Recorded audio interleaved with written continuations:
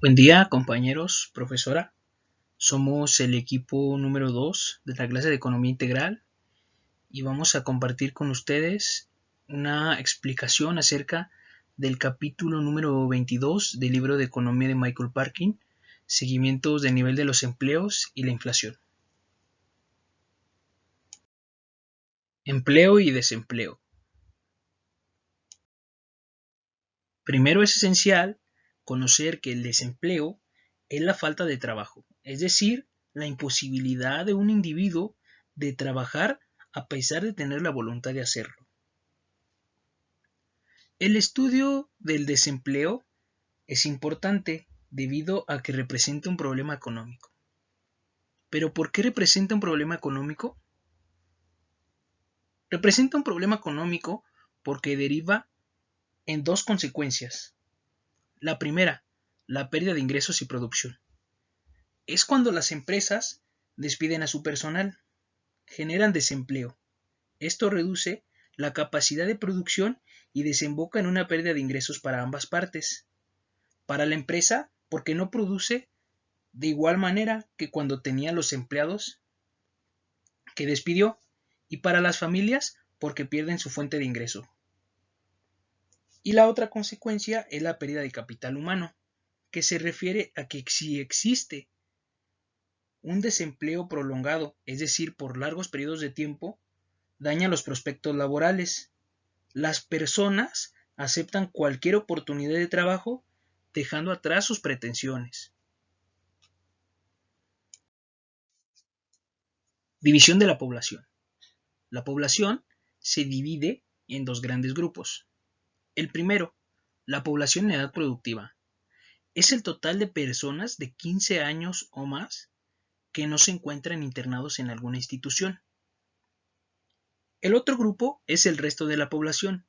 Son personas demasiado jóvenes para trabajar o que están internados en alguna institución y no están en condiciones de trabajar. Hay que aclarar que cuando nos referimos a personas demasiado jóvenes, son personas menores a 15 años. Así pues, la población en edad productiva se subclasifica en dos grupos. Los integrantes de la fuerza laboral, que son la suma de las personas empleadas más las personas desempleadas, y los no integrantes de la fuerza laboral. A continuación, voy a dar una explicación mediante una imagen, esperando que de manera gráfica quede un poco más claro. Población en México. Aquí podemos observar lo que les comentaba hace un momento. Tenemos las categorías de la población. La primera división pues es la población. Todos formamos parte de ella. Esta población se divide en dos grupos, que es la población en edad productiva y los jóvenes internados o personas que se encuentran en una institución y que no están en condiciones de trabajar, a lo que nosotros le llamamos el resto de la población. Después, la población en edad productiva se puede subdividir en fuerza laboral y no integrantes de la fuerza laboral. Posteriormente, pues, la fuerza laboral se divide en personas empleadas y personas desempleadas. Aquí podemos observar algunos datos obtenidos del INEGI y que corresponden a cifras del año 2018 en México. En México, en el año 2018, la población estaba conformada por 126.2 millones de personas. La población en edad productiva era de 75.34 millones, aproximadamente un 59.7% de la población, mientras que la fuerza laboral era 57.625 millones aproximadamente de personas, y en ese año se registraron 1.96 millones de personas desempleadas aproximadamente. Estos datos los obtuvimos del INEGI. Personas desempleadas. Para que una persona pueda ser considerada desempleada, tiene que cumplir al menos una de estas tres características. La primera, que no tiene trabajo, pero ha realizado un esfuerzo para encontrar empleo en las últimas 4 semanas. El punto número 2 es que espera ser reintegrado al trabajo de donde fue despedido. O el punto número 3, que espera incorporarse a un nuevo empleo en el próximo mes. ¿A qué se refiere cada una de estas características? Pues la primera se refiere a aquellas personas que no han encontrado un trabajo en las últimas 4 semanas, simplemente.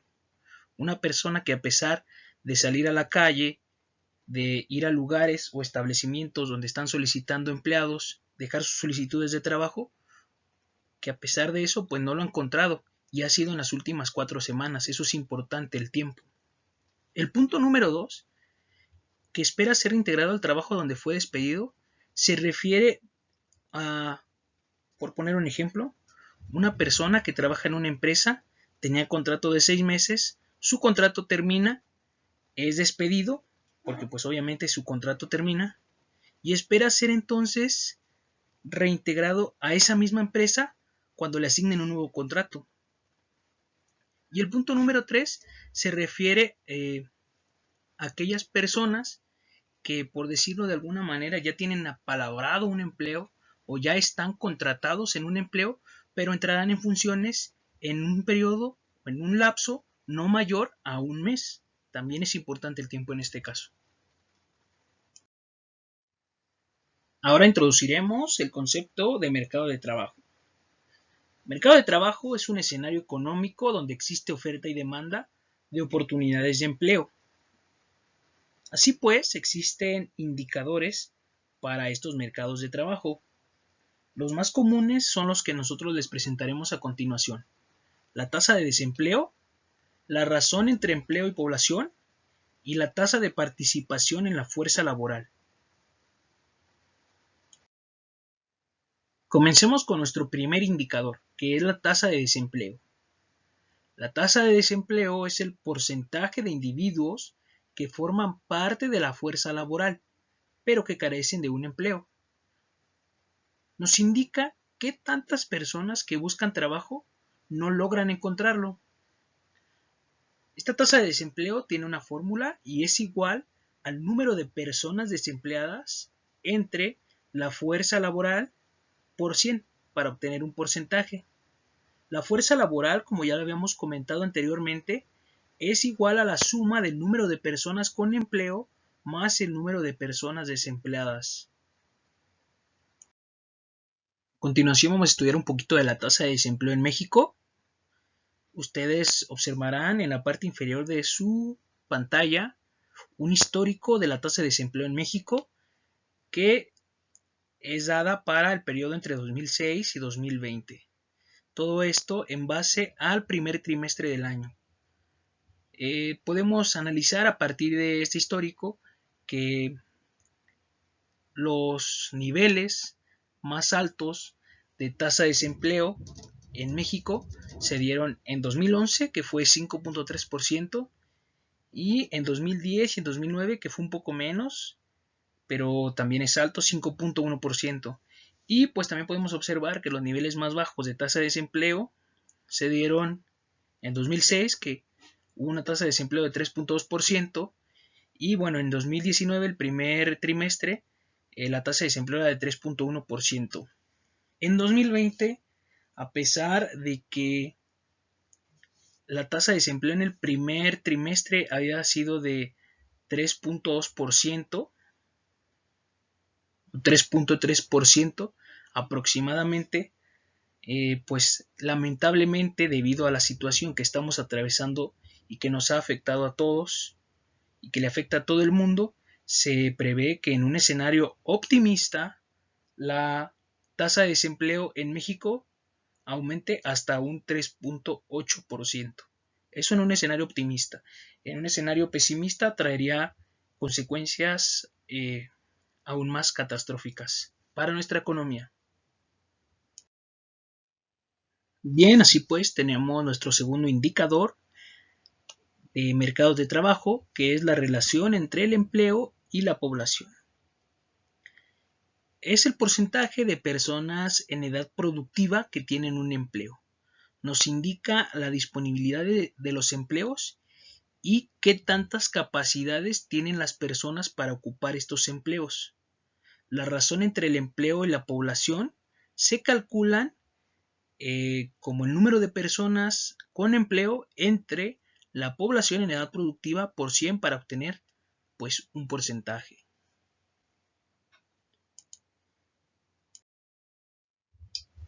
Nuestro tercer indicador es la tasa de participación en la fuerza laboral. Es el porcentaje de la población en edad productiva que participa en la fuerza de trabajo o fuerza laboral. Indica la disposición de la gente en edad productiva a tomar un empleo y se calcula dividiendo la fuerza laboral entre la población en edad productiva multiplicado por 100 para obtener un porcentaje.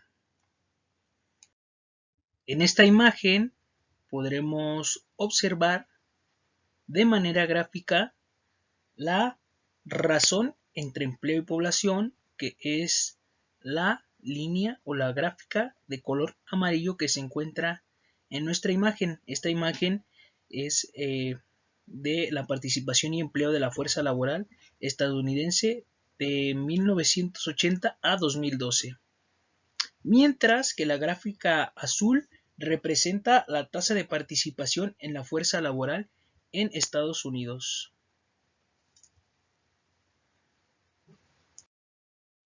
Mano de obra subempleada.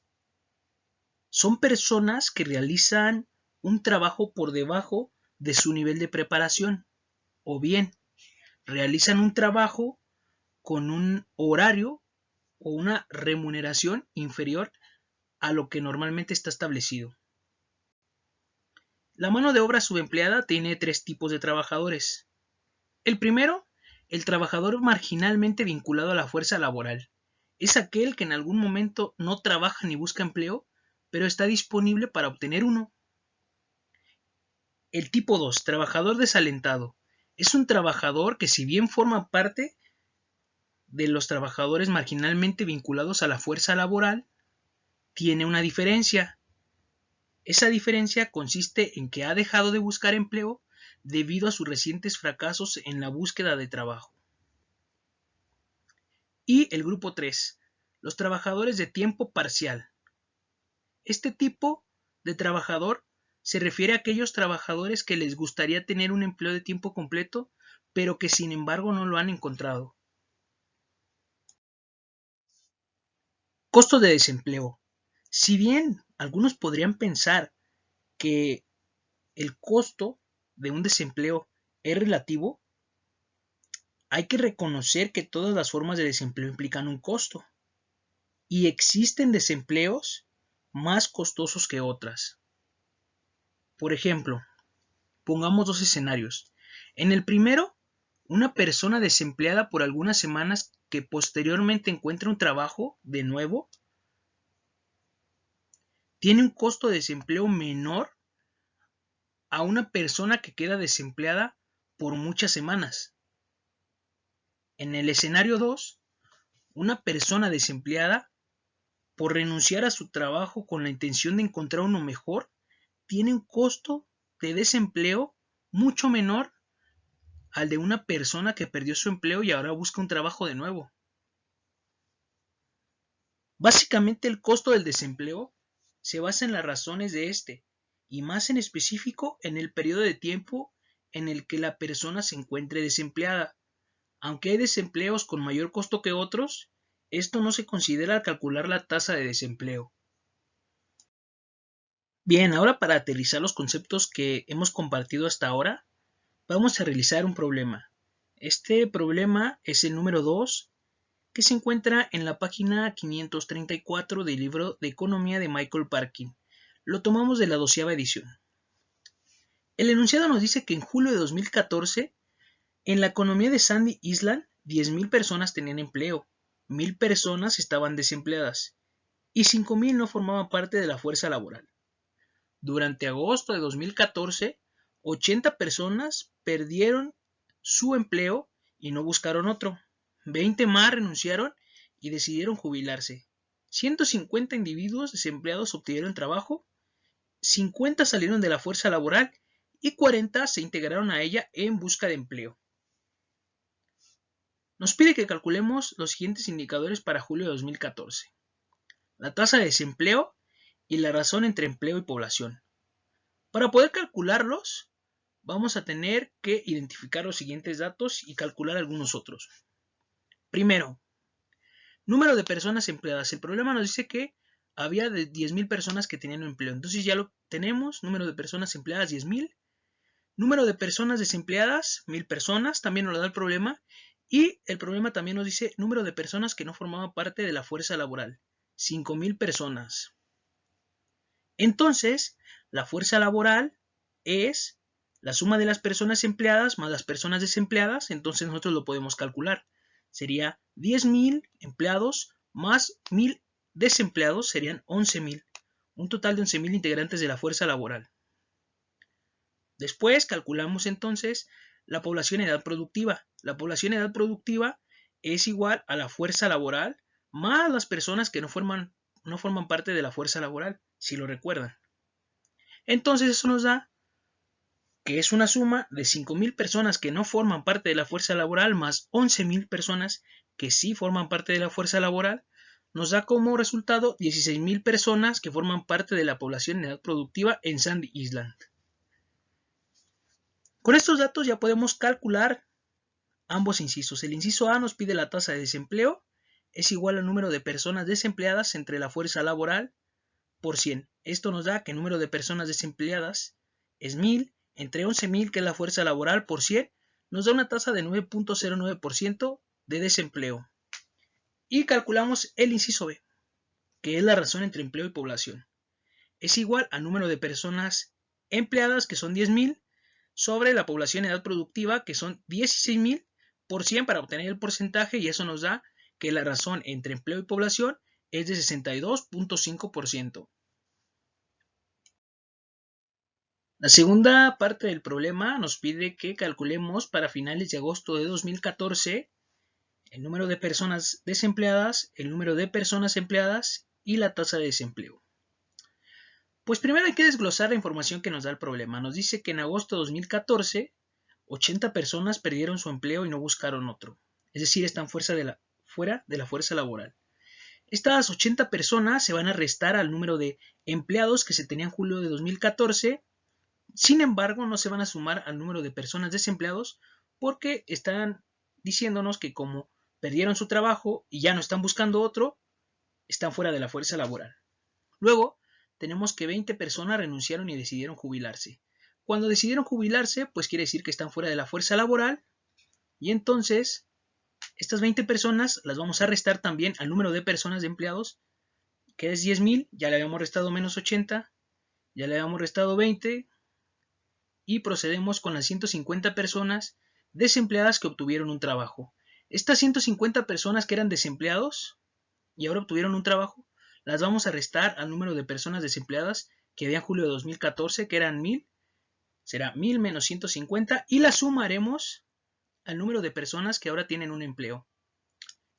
Posteriormente, las 50 personas que salieron de la fuerza laboral, que ahora ya no buscan un empleo, las vamos a restar a el número de personas desempleadas.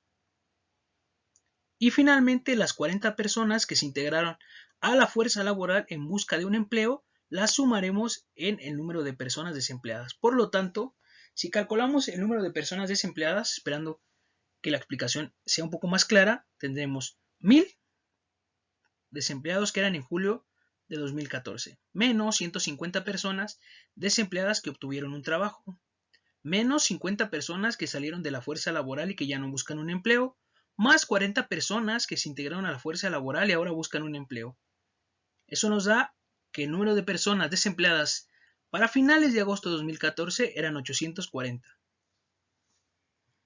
El inciso B nos pide el número de personas empleadas.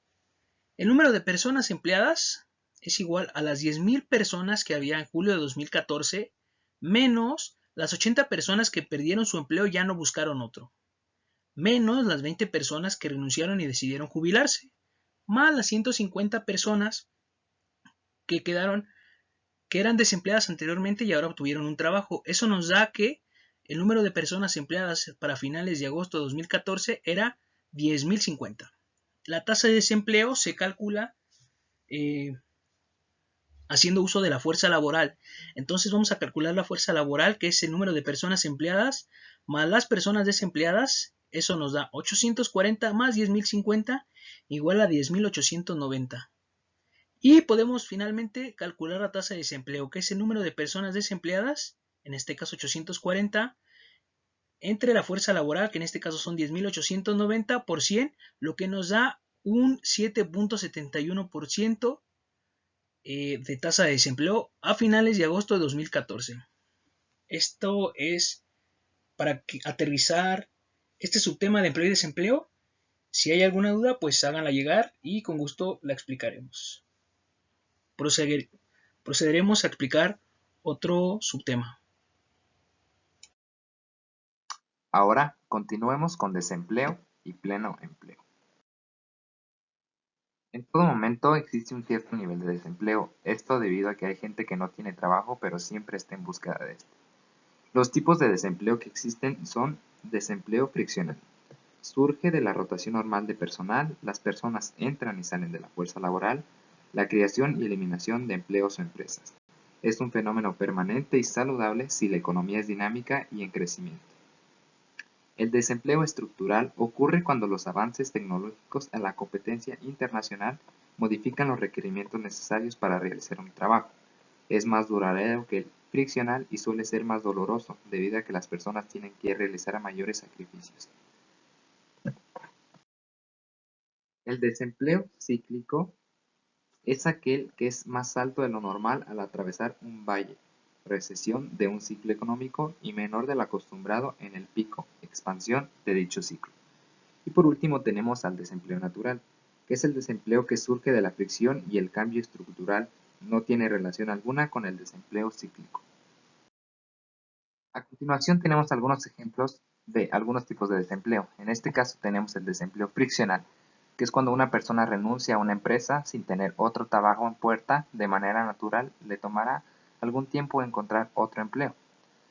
También tenemos algo como el estructural, que pueden ser robots en la industria automotriz, que reemplazan a los obreros, las compras de vuelos o reservaciones de hoteles en internet, las máquinas dispensadoras de bebidas y alimentos. Ya no es necesario tener a una persona dentro de un local o una tienda que se encargue de dar estos productos debido a que ya existen este tipo de máquinas. Y el cíclico podría ser la situación vivida actual por el coronavirus. Hay una recesión en la economía, por lo tanto existe una gran cantidad de personas desempleadas. Continuemos con desempleo natural. Este desempleo surge de la fricción y el cambio estructural, no tiene ninguna relación con el desempleo cíclico. El pleno empleo es la situación en la que la tasa de desempleo es igual a la tasa de desempleo natural. Los factores que influyen en el desempleo natural es la distribución poblacional por edades, que existen dos escenarios posibles. Cuando la economía está formada por población joven, esto genera más buscadores de empleo y un alto nivel de desempleo friccional. El otro caso es cuando la economía está formada por población envejeciendo. Genera menos buscadores de empleo y un bajo nivel de desempleo friccional.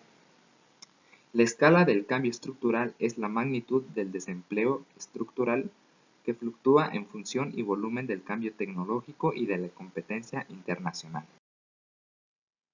La tasa salarial real son las que se originan del desempleo y estas son el salario mínimo y el salario de eficiencia. Además tenemos la compensación por desempleo y es cuando aumenta la tasa de desempleo natural al reducir el costo de oportunidad de la búsqueda de trabajo. PIB real y desempleo a lo largo del ciclo. La cantidad de PIB real con pleno empleo se denomina PIB potencial. Existe una relación entre estos dos y a eso se le llama brecha de producción. ¿Pero qué es la brecha de producción? Es la diferencia entre el PIB real y el PIB potencial. Además, a lo largo del ciclo económico, el PIB real fluctúa en torno del PIB potencial, es decir, fluctúa la brecha de producción. Esto hace que la tasa de desempleo fluctúe en torno a la tasa de desempleo natural.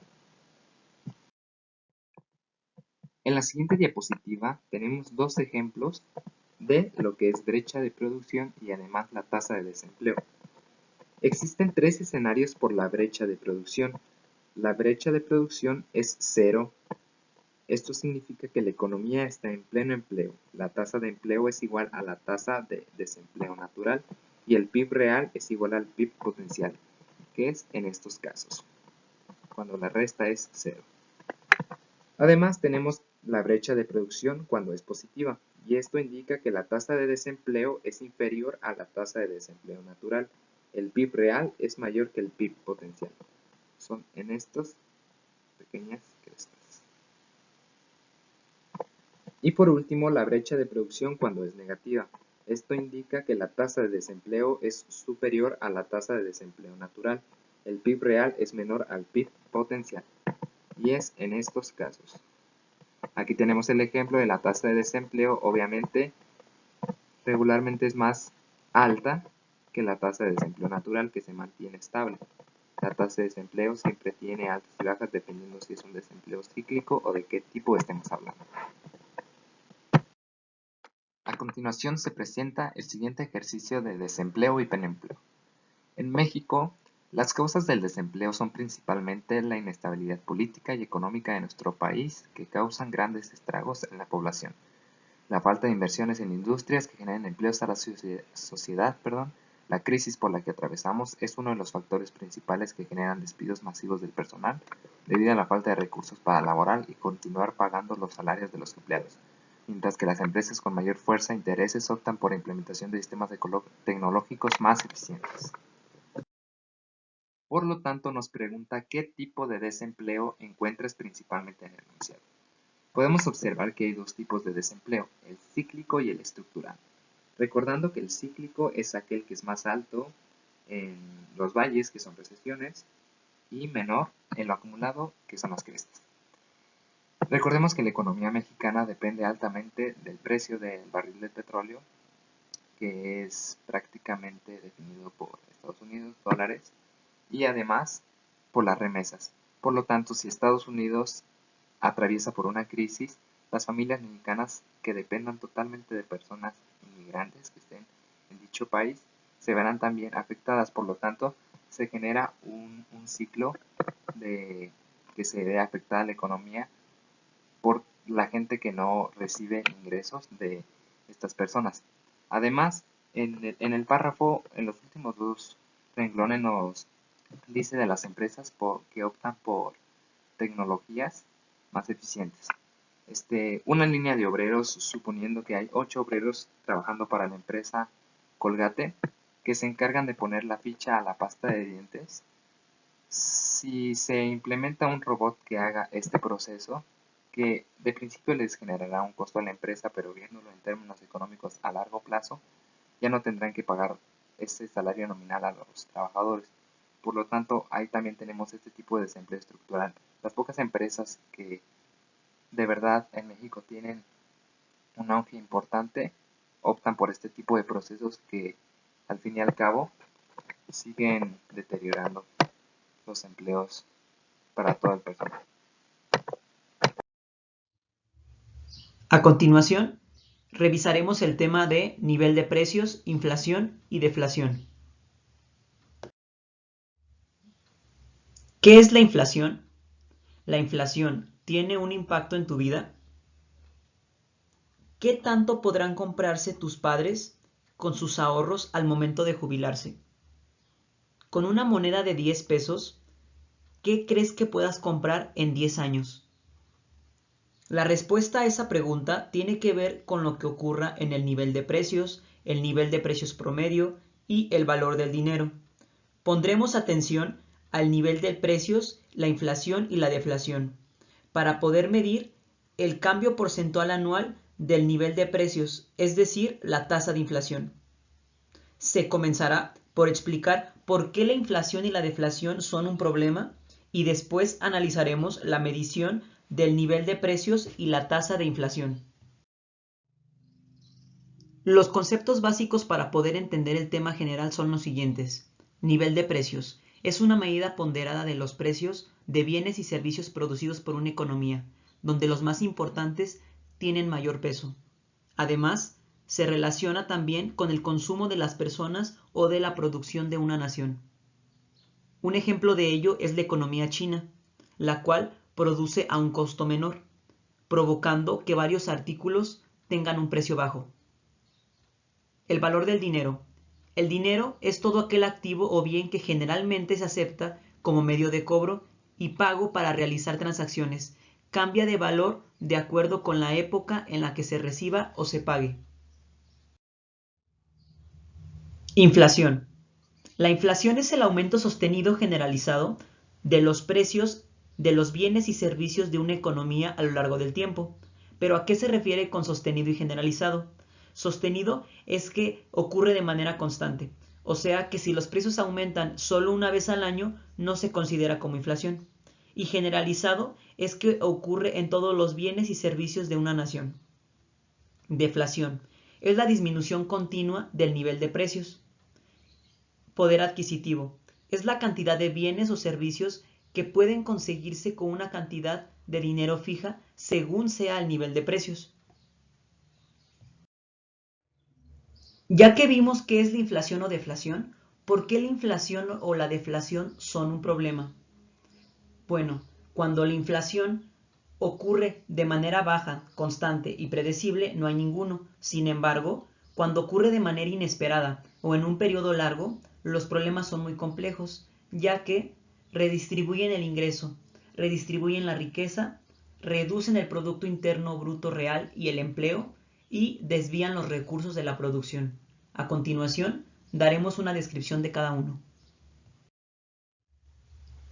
Redistribución del ingreso. Suponiendo que los trabajadores y los empleadores firman contratos salariales con vigencia aproximada de un año, si hay inflación, o sea que los precios aumenten, los salarios de los empleados, al ser fijos, pierden poder adquisitivo. ¿Esto a qué se refiere? A que ya no van a poder tener acceso a tantos bienes y servicios y, en tanto, los empleadores se ven beneficiados porque sus utilidades aumentan. El otro escenario es cuando hay deflación. Cuando hay deflación, los precios disminuyen y los salarios de los empleados, al mantenerse fijos, adquieren un mayor poder adquisitivo, viéndose perjudicados ahora los empleadores, ya que sus utilidades disminuyen. Redistribución de las riquezas. Al realizarse créditos con términos monetarios fijos a cambio de pagar una tasa de interés en porcentaje del dinero prestado, existen dos escenarios. Si la inflación incrementa inesperadamente, o sea, que los precios aumentan, el dinero que un prestatario paga al prestamista tiene menor poder adquisitivo que el dinero prestado original, por lo que el prestatario gana y el prestamista pierde. Si la deflación es inesperada, o sea, que los precios disminuyen de manera generalizada y sostenida, el dinero que un prestatario paga al prestamista tiene mayor poder adquisitivo al dinero prestado originalmente, por lo que el prestatario pierde y el prestamista gana. Como se puede ver, al igual que el punto anterior, un cambio en la inflación, ya sea que incremente los precios o que disminuyan los precios, hay un actor económico que se ve beneficiado y otro que se ve perjudicado. Reducción del Producto Interno Bruto Real y del empleo. Una inflación incrementa las utilidades de la empresa, provocando mayor inversión que genera a su vez aumento en la producción y en los empleos, por lo que el Producto Interno Bruto Real se incrementa por encima del Producto Interno Bruto Potencial. Pero esto es solo temporal, ya que la rentabilidad, o sea, el beneficio económico de la inversión, se agota, haciendo que el gasto disminuya y aumentando el desempleo. Por otro lado, cuando la deflación es inesperada, las empresas y familias que tienen deudas contraídas resultan perjudicadas, ya que reducen su gasto. Al disminuir el gasto total, causa un aumento en el desempleo y origina una recesión, donde la recesión es un decrecimiento en la actividad económica. Desviación de los recursos de la producción. Las inflaciones o deflaciones inesperadas convierten a la economía en una especie de casino, ya que se desvían los recursos de las actividades productivas para enfocarlos en la proyección de la inflación, siendo más redituable en el largo plazo pronosticar correctamente la tasa de inflación o deflación que inventar un producto nuevo. Las personas y las empresas realizan estos pronósticos de la tasa de inflación para ver si es conveniente o no realizar una inversión, mientras que las naciones lo hacen para evitar caer en la hiperinflación, que es el nivel más grave de la inflación y sucede cuando la tasa de inflación de un país se mantiene igual o por encima del 50% al mes. Para evitar sus consecuencias, los países ponen atención en las tasas de inflación, aunque sean bajas. Además, dedican considerables recursos a medir con precisión el nivel de los precios cada mes. No es posible seguir el precio de todos los productos en una nación, por lo que se selecciona una canasta de bienes y servicios representativos que consumen los hogares en una nación. Con base en esa canasta se calcula el índice de precios del consumidor. Índice de precios del consumidor. Como ya vimos, las naciones dedican considerables recursos para medir con precisión el nivel de precios cada mes. ¿Pero qué es el IPC? El IPC determina la magnitud del nivel de precios. Es una medida del promedio de los precios pagados por un consumidor por una canasta de bienes y servicios de consumo fijos. El IPC indica el valor que tiene nuestro dinero, por lo que un aumento en el IPC afecta de manera directa a los consumidores. Interpretación del IPC. El valor del IPC se define como igual a 100 en un periodo que es llamado periodo base de referencia, o también puede ser un año base de referencia. Por ejemplo, el periodo base de referencia de Estados Unidos comprende los años de 1982 a 1984. Por otro lado, el año base de referencia de México es 2018. La importancia del periodo base de referencia o el año base de referencia es que es la cantidad con la que se compara el IPC para distintos periodos de tiempo. ¿Cómo se elabora el IPC? La elaboración del IPC o índice de precios del consumidor consta de 3 etapas. 1. Selección de la canasta de consumo representativa. 2. Realización de la encuesta de precios mensuales. 3. Cálculo del IPC. A continuación, se dará una breve descripción de cada una de las etapas de la elaboración del IPC. La etapa número 1 es la selección de la canasta de consumo representativa.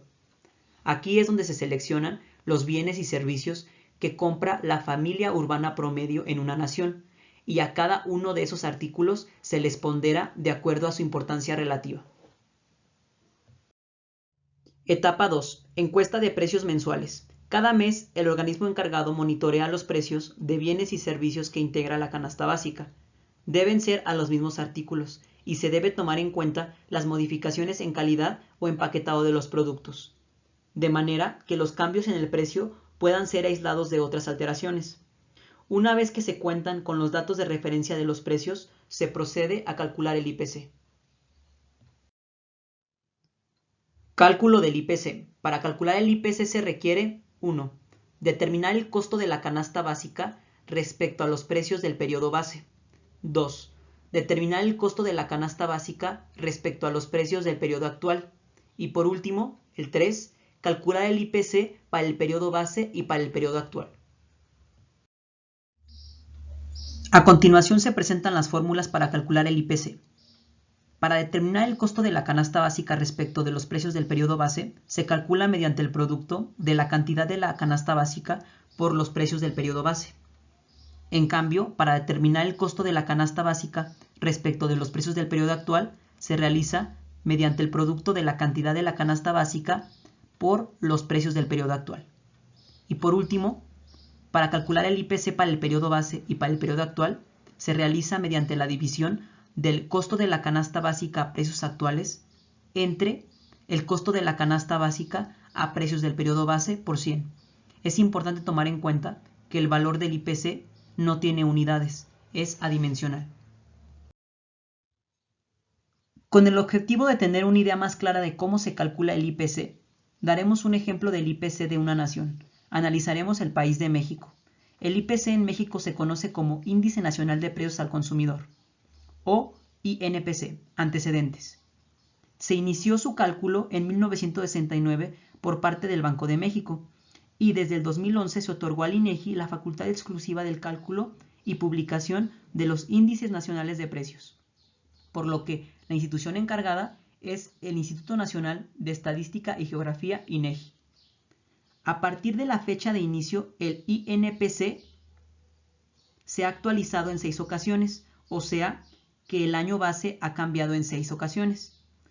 El último cambio fue en 2010 a 2018, dejando como año base actual con el que se calcula el IPC en México la segunda quincena de julio del 2018. A continuación, describiré algunas características del INPC con datos reales obtenidos del INEGI y con fecha de corte de marzo del 2020. El INEGI, como institución encargada de realizar el cálculo, se encarga de realizar los censos, integrar el sistema de cuentas nacionales y elaborar como tal el Índice Nacional de Precios al Consumidor. Al realizarse un cambio del año base, se actualiza el contenido de la canasta básica, se renueva la estructura de la ponderación y se realiza un muestreo para la selección de establecimientos de donde se cotizarán los precios. A su vez, también se aumenta la cobertura geográfica del índice. En la imagen que ven a continuación, se ve cómo están distribuidas las 55 áreas geográficas donde se llevan a cabo los censos. Con los círculos están comprendidas las áreas geográficas del año base del 2010, mientras que con los cuadrados están las 9 áreas geográficas a partir del cambio de base de 2018.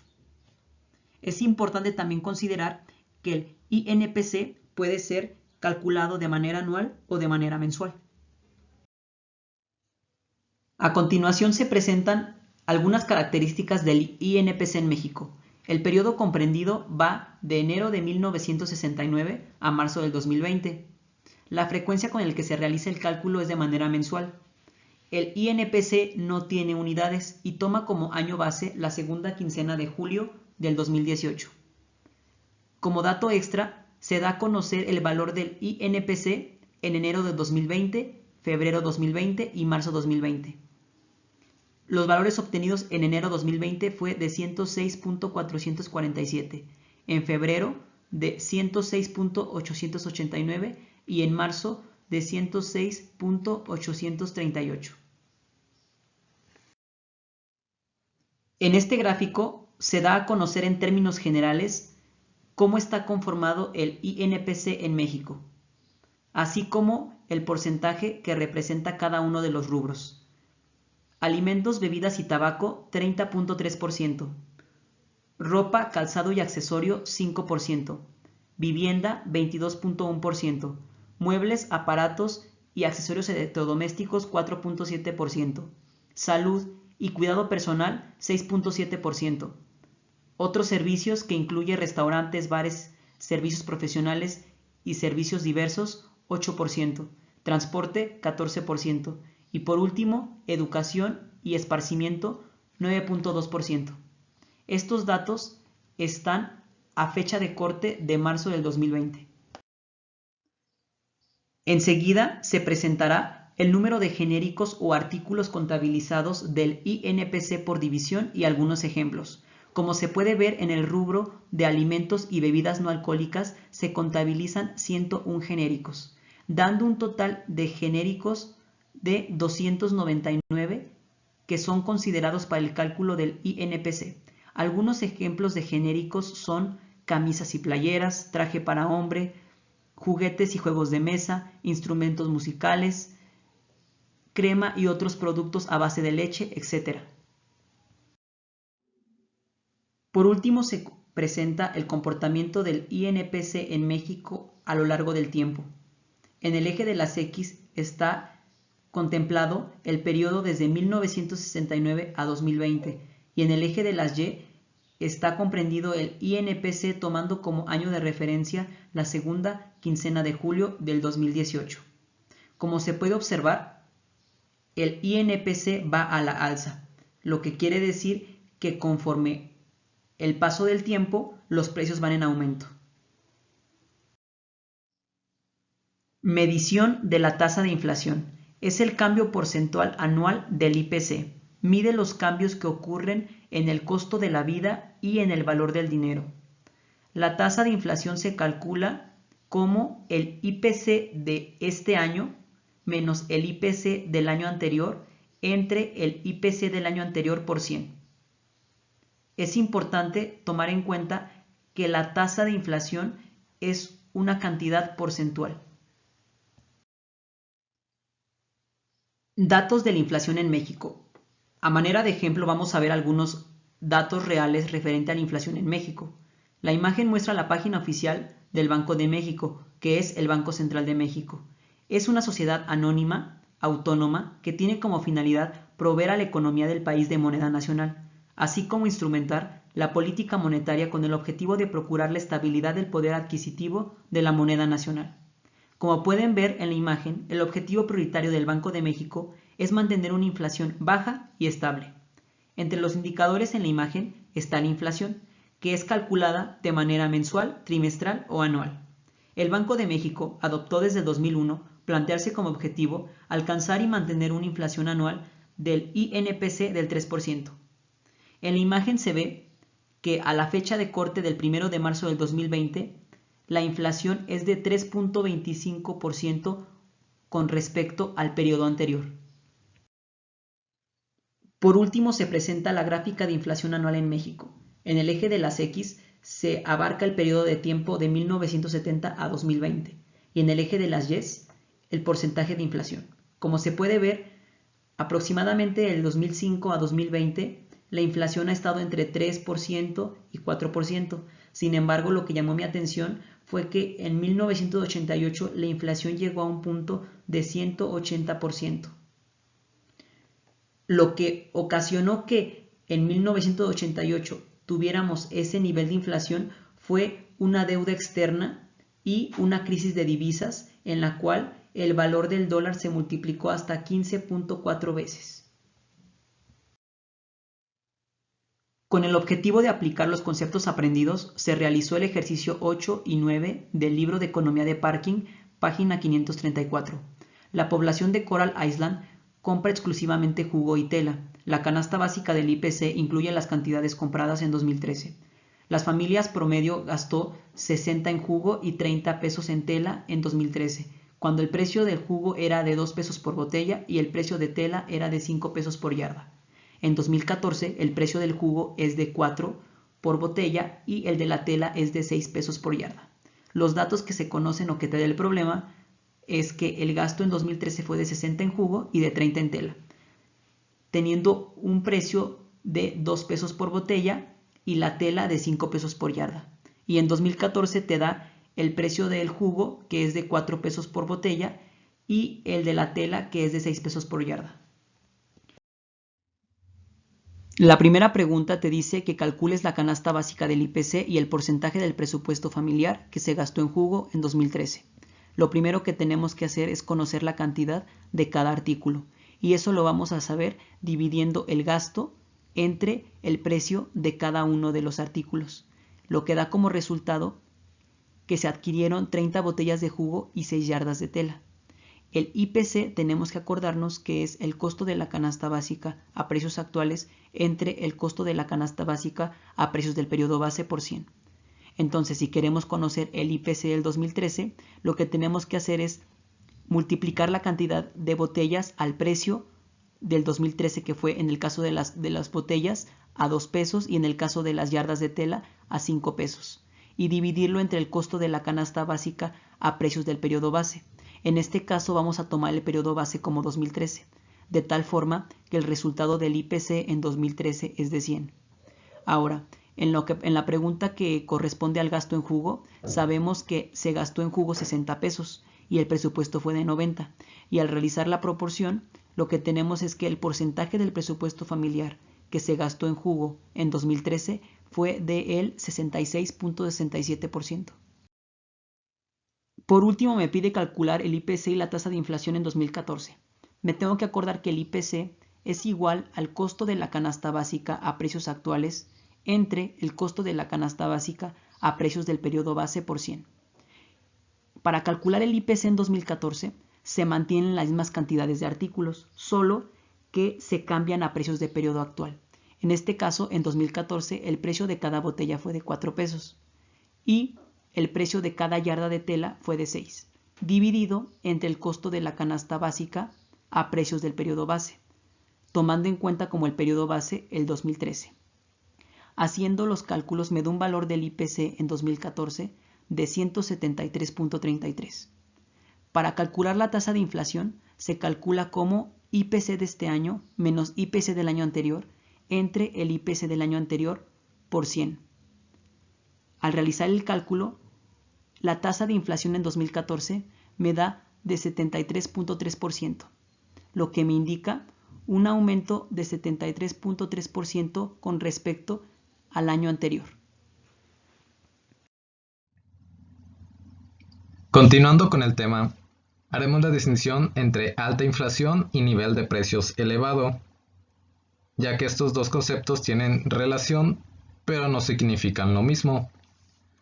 Veamos la comparación de estas dos gráficas. La primera nos representa el IPC, que sería nuestro índice de precios, y la segunda la tasa de inflación, ambas del mismo periodo de 1972 a 2012. Analizando primeramente la tabla del IPC, vemos que de 1972 a 1982 tiene una pendiente bastante elevada, es decir, el nivel de precios aumentó con rapidez. Y analizando en el mismo intervalo, la tasa de inflación se ve que tuvo picos muy altos, bajó, pero volvió a subir. Esto quiere decir que cuando los índices de precios aumenta rápidamente, se tiene una alta tasa de inflación. Y como observamos en los años siguientes, sigue aumentando, pero de manera más lenta. Y la tasa de inflación que se ve reflejada sigue siendo positiva, es decir, sigue aumentando, pero con un porcentaje bastante menor a lo que se venía viendo en los años anteriores. Y por último, analizando esta pequeña sección, se nota que está por debajo del año que se registró anterior y su tasa de inflación es negativa, es decir, estamos hablando de deflación.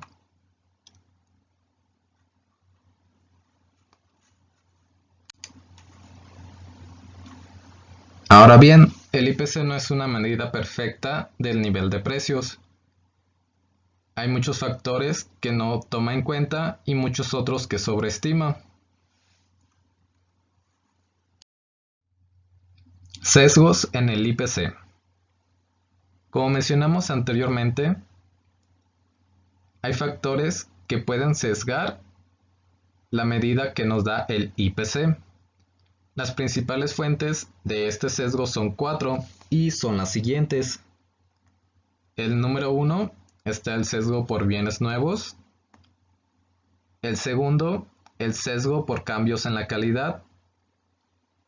El tercero, sesgo por sustitución de artículos. Y el cuarto, sesgo por sustitución de tiendas. Veremos la explicación de cada uno de estos más adelante. Sesgo por bienes nuevos. Este sesgo surge cuando necesitamos hacer la comparación o de alguna manera equiparar el precio de un bien anterior por un bien nuevo.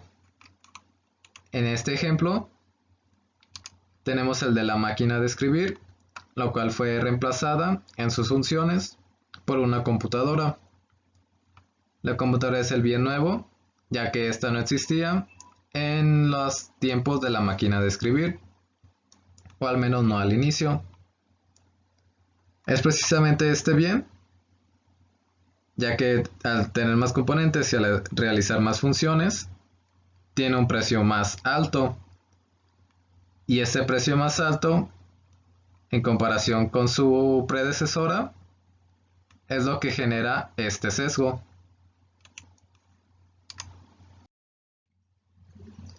Sesgo por cambios en la calidad.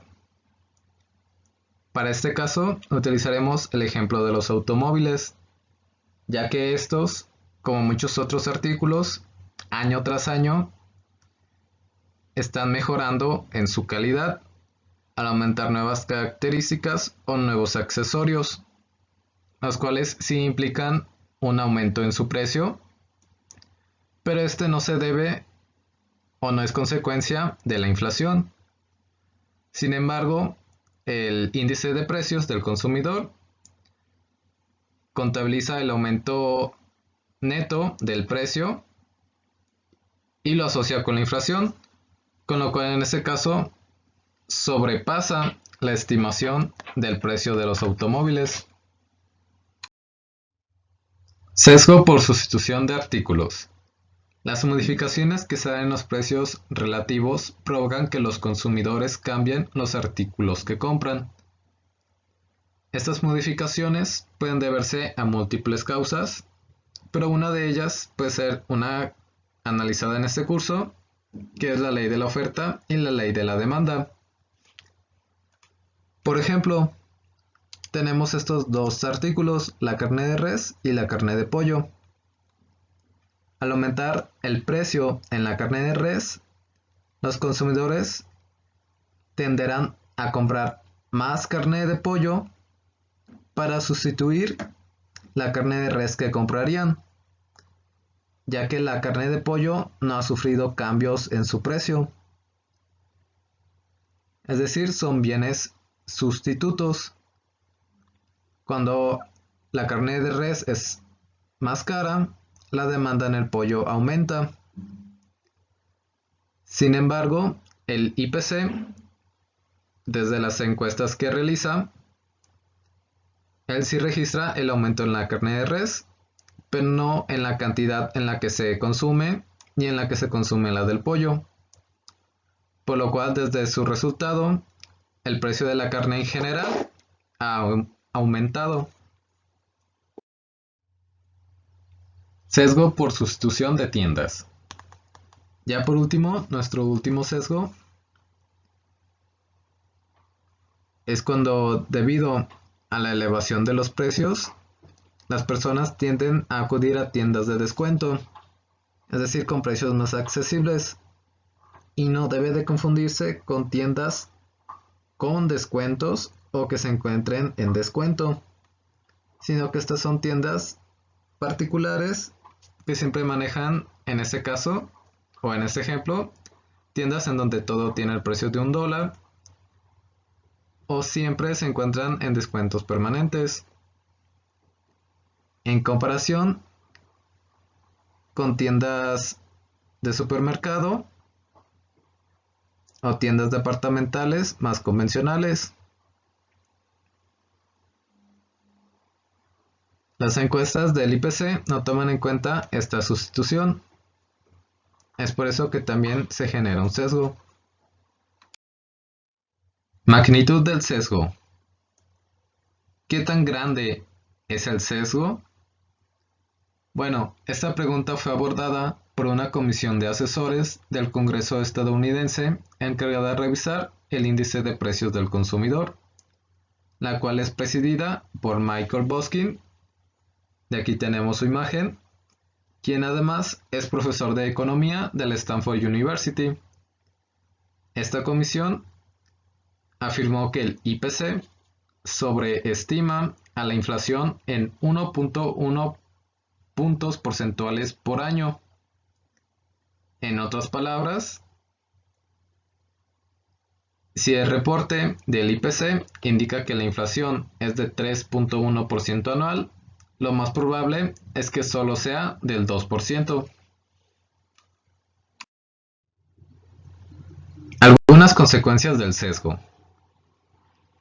El sesgo que afecta al IPC principalmente tergiversa los contratos privados e incrementa el gasto gubernamental.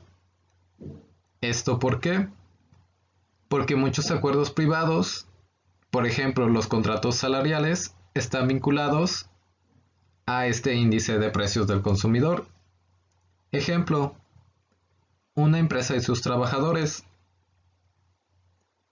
Una empresa puede llegar a contratar personal y estos llegan a un acuerdo salarial con una vigencia de 3 años, de acuerdo en la cual la tasa de salario aumentaría un 2% cada año más el incremento porcentual del IPC.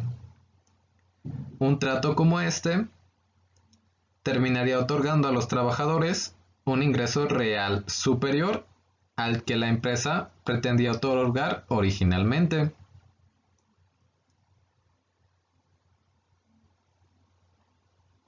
Y por el otro lado, casi una tercera parte del gasto gubernamental está directamente vinculados al IPC. Y si bien un sesgo de 1% al año puede parecer pequeño, acumulado a lo largo de una década, representa casi $1 billón en gastos adicionales. Índice de precios alternativos. El IPC es solamente uno de los muchos índices alternativos al nivel de precios, ya que tenemos múltiples indicadores que a su vez se utilizan para ciertos propósitos y que utilizan otras medidas.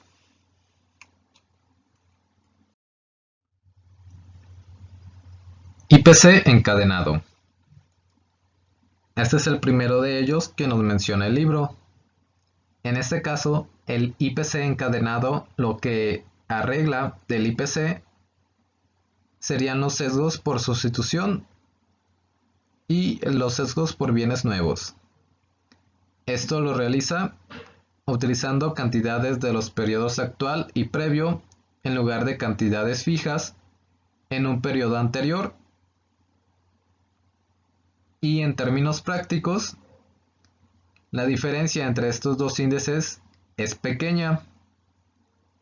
Estamos hablando que en Estados Unidos, a partir del año 2000, el IPC encadenado está tan solo un 0.3% por debajo del IPC. Defractor del gasto de consumo personal.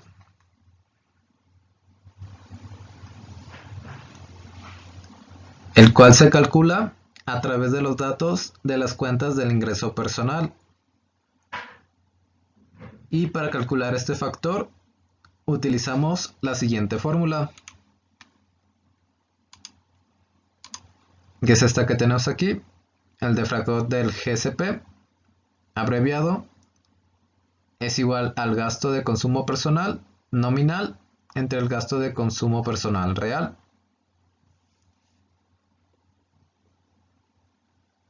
Y esto lo multiplicamos por 100 para obtener un porcentaje.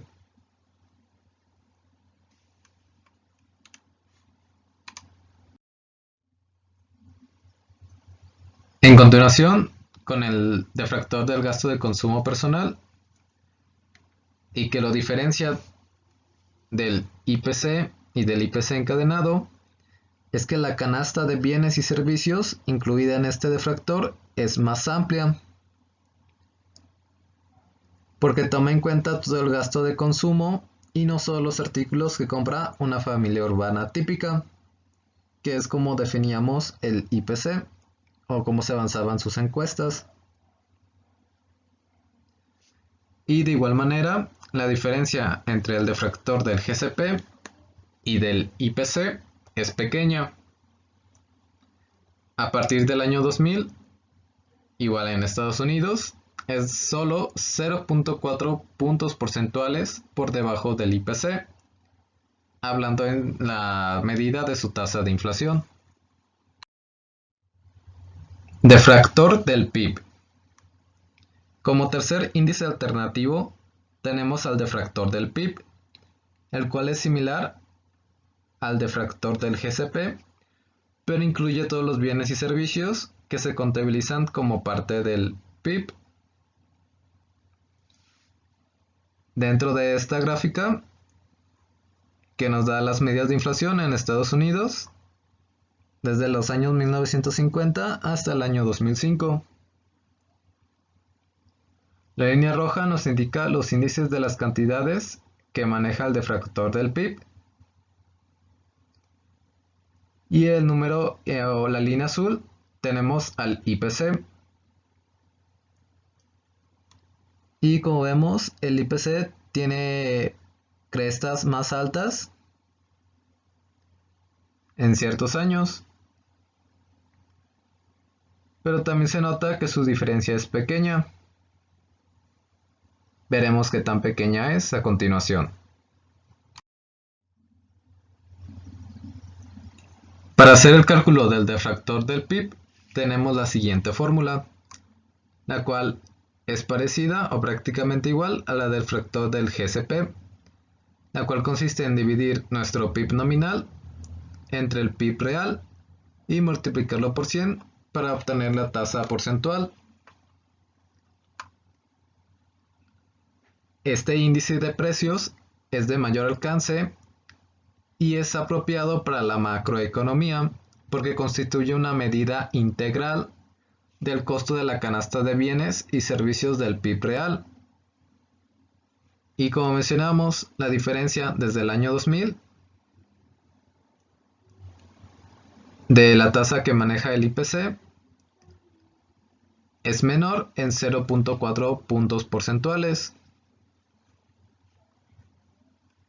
Es decir, tenemos una tasa del 2.2 en comparación con una tasa del 2.6.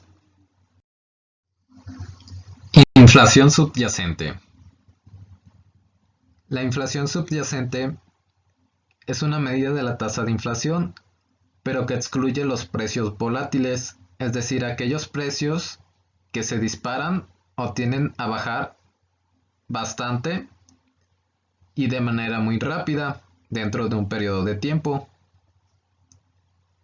Y por el otro lado, tenemos a la tasa de inflación que incluye todos los precios, llamada tasa de inflación general.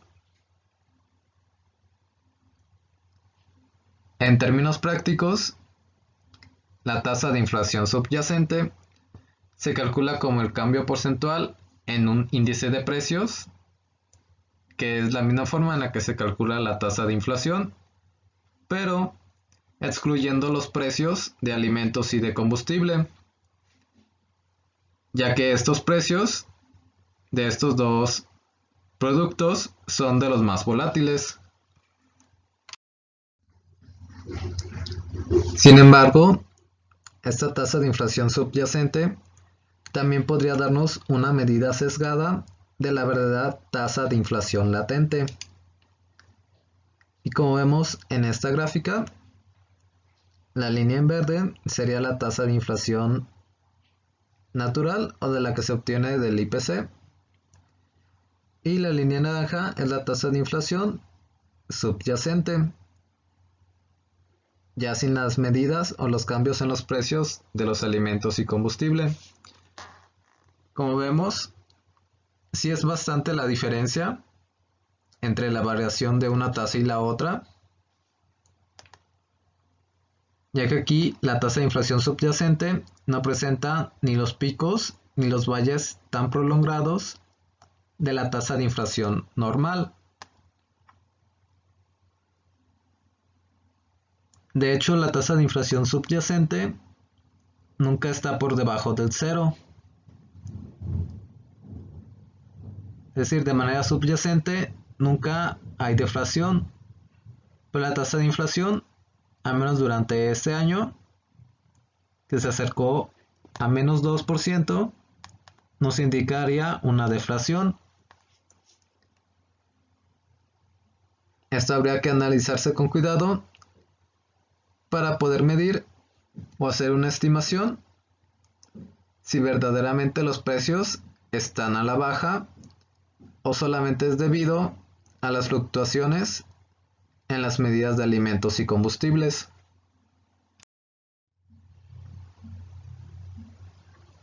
Después pasamos a un ejemplo aquí en México,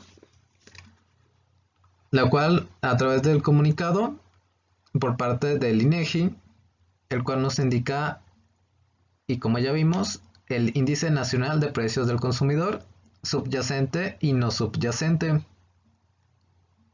el cual nos maneja las tasas de inflación de las medidas subyacentes, los distintos rublos que están enmarcados y que corresponden a la medida subyacente y a la no subyacente.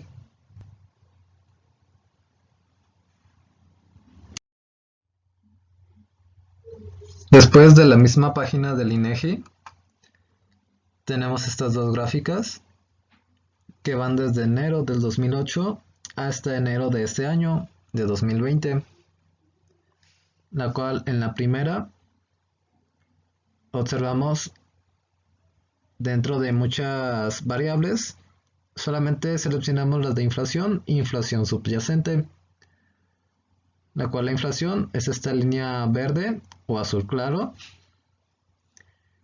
y vemos que la inflación subyacente sí tiene picos y valles menos pronunciados, es decir, se mantiene en un rango más pequeño.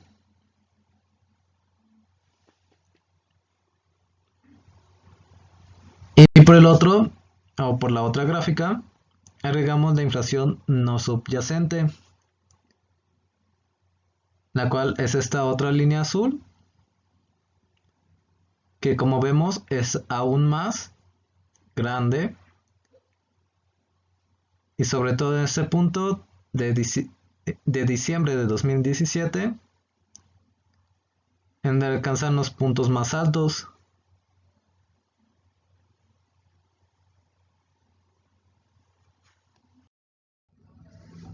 Variables reales en macroeconomía.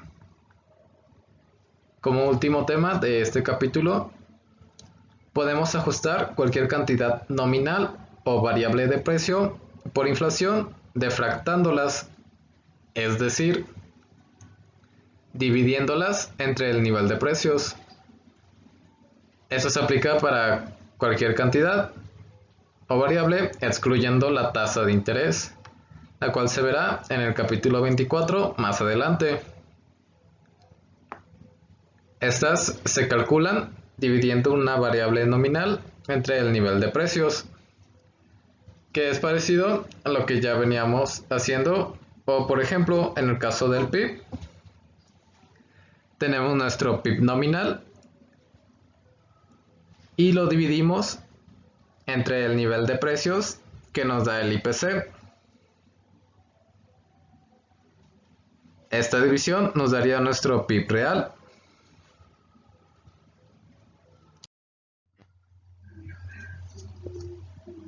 Bien, ahora vamos a realizar un ejercicio de práctica que involucra estos dos últimos temas.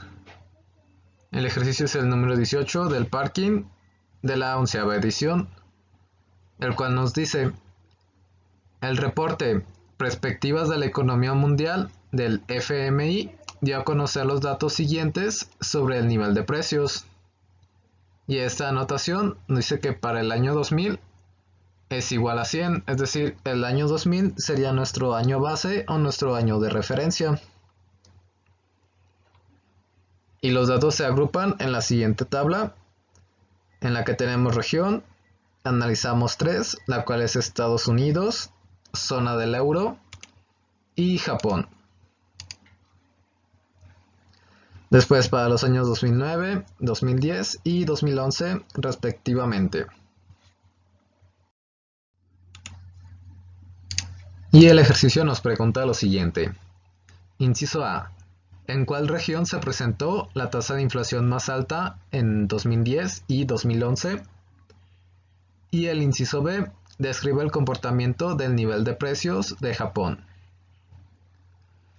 Para el inciso A, recordamos que para el cálculo de la tasa de inflación va a ser el IPC de este año menos el IPC del año anterior, todo sobre el IPC del año anterior y por 100 para obtener el porcentaje de la tasa. Ejemplo, realizaremos el cálculo de la primera, que es de Estados Unidos para el año 2010. la tasa de inflación va a ser el IPC del año 2010 menos el IPC del año 2009 entre el año del 2009. Y eso lo multiplicamos por 100. Redondeando a dos cifras significativas, tenemos una tasa del 1.7 o 1.70% anual.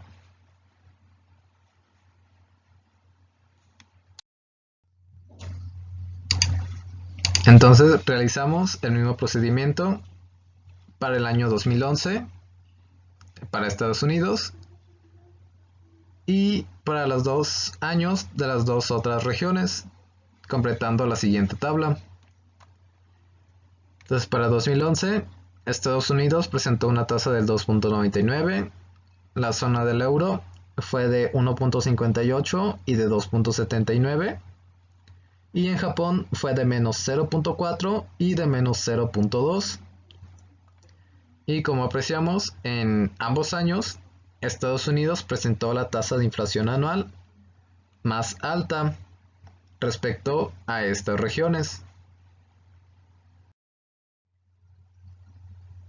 Y para el inciso B, si recordamos de la tabla, tanto en el 2010 como en el 2011, Japón tuvo tasas negativas, es decir, hubo deflación, por lo que el nivel de precios en Japón disminuyó en ambos años en comparación con el año previo.